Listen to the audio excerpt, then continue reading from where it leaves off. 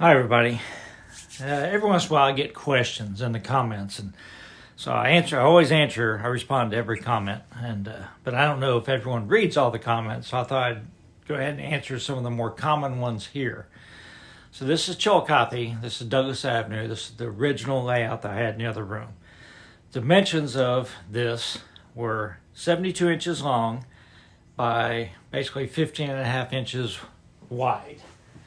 So this was the end of the original layout, and it went to just beyond ITT Grinnell. So that's 72 inches. I did. So when I built Oak Hill later on, as I pan around, I had to build that connection there, connect the two, and this is basically Oak Hill. Where the angle is there, where the trees start to basically right in here. And it was a hollow core door, which I think is that 78 inches long, I believe.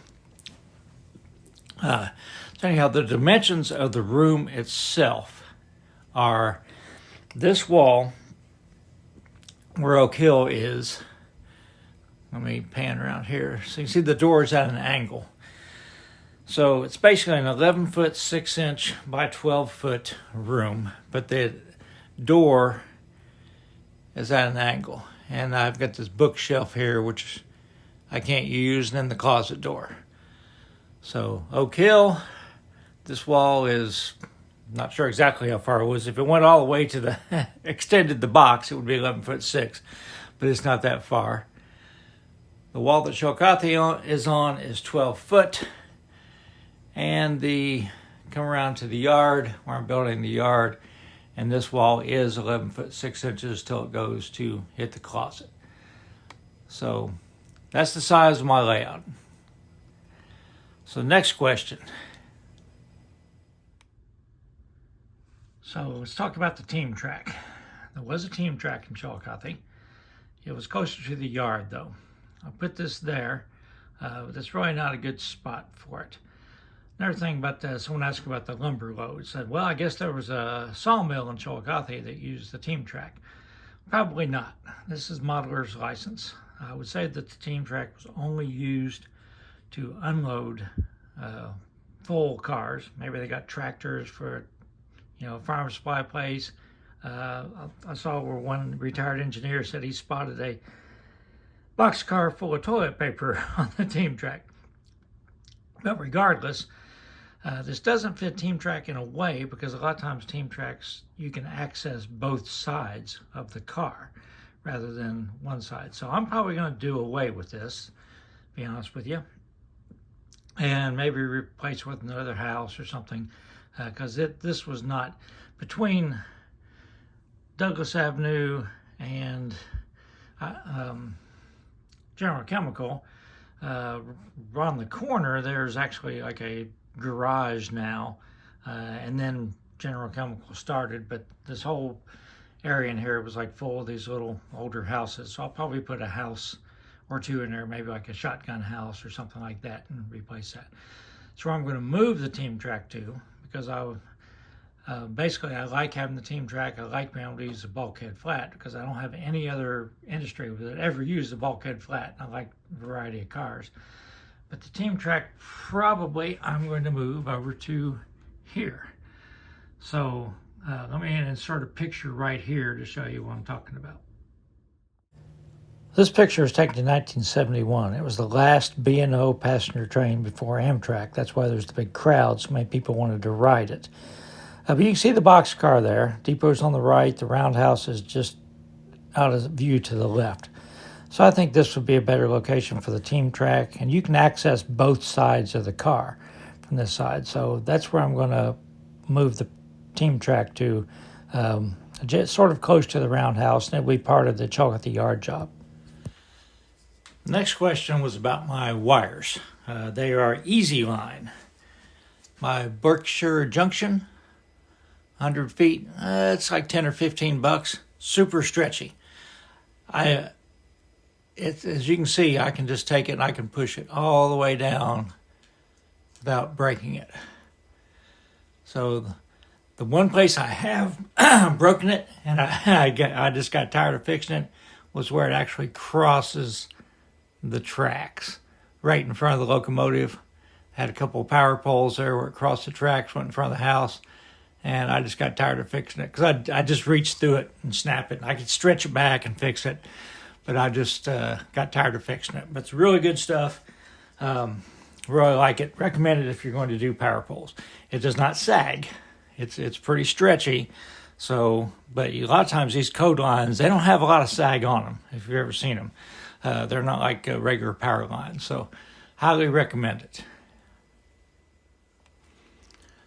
Another question I have is about the vehicles. N-scale vehicles are pretty expensive. This Atlas truck back here is like 2 of them for $25. Really well detailed. Tailgate opens, got side view mirrors. Most of my vehicles are 3D printed by Brian Federoff. So like this 49 Studebaker pickup truck. There's a AMC Matador back there. Not sure what this old vehicle is. The vehicles over here in wherever parking lot. The first one there, first two are actually not 3D printed. The Volkswagen is not, but the Corvair back behind it is. So they're about $4 a piece from Brian Federoff. I have a video about it in my N-scale playlist about how I paint and detail the cars. So if you want to populate your layout with some good looking cars, it takes a little bit of work, but check that out and highly recommend. And I've made 2 batch orders from him and good service, coming really quick. Someone asked me if General Chemical hoppers were the only ones ever spotted, and no. I actually have seen other hoppers spotted there, but I have 4 General Chemical hoppers, and that's generally what I use. The other hoppers I have, I'm going to use maybe more for the standard elevator and everything. So I just rotate out among the 4, but yeah, you could have other covered hoppers there other than General Chemical. Someone also asked me about, I'll figure this thing out. My signals, flashers. They are New Jersey International. I think that's Azatrax is the flashing unit. I just have them turn on and off with the toggle switch. Basically, I just leave them on almost all the time. I didn't want to put the sensors in to make them automated. Try to keep it simple. Okay, so I'm going to flip the camera around and put up the Oak Hill staging yard for you. I do have a staging yard for Oak Hill. There's actually 2 tracks on that little bridge. Problem is the door opens inward. I could rehang the door, but probably never will. I just use it when I'm going to run the DT&I run-through train. It's the only time I put it up. It's just resting on the right end. It's just resting. On the other side, I don't think you can see it, but I've got 2 dowels in here, and it's just held together with a big clamp like that when I put it up.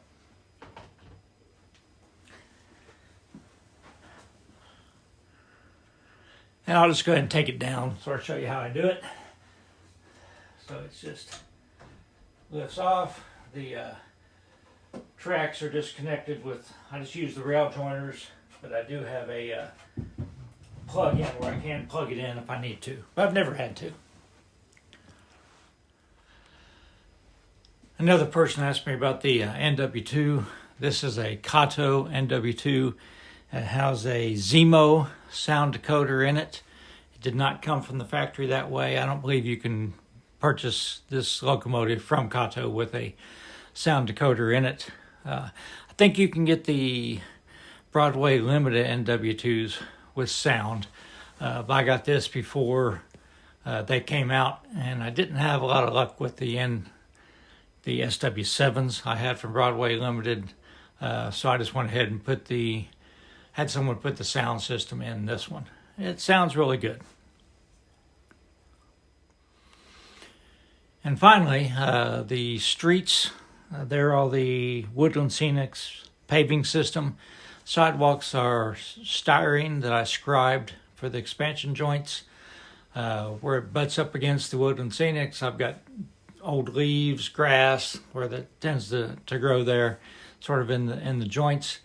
And the color is Tamiya XF25 Light Sea Gray. I find that to be a, a good color. And I use powdered pastels to put the oil spots and things like that on them. So I think that works out pretty well. The stripes and the crossing, they are dry transfers. Well, the stripes are actually stickers, but the railroad crossings are dry transfers that I had to rub into place. So I think that's it for all the questions for this episode. Try to keep it short. I am still working on the yard, ballasting, painting track. I'm going to try to get that done pretty soon. I like the look of the ballasted track, so that's what I'm working on right now. So if anyone else has any questions, let me know. I'll answer them in the comments right away, but then later on I might have a video about how, so everyone can get the answers to them. Everybody stay safe. And I almost forgot.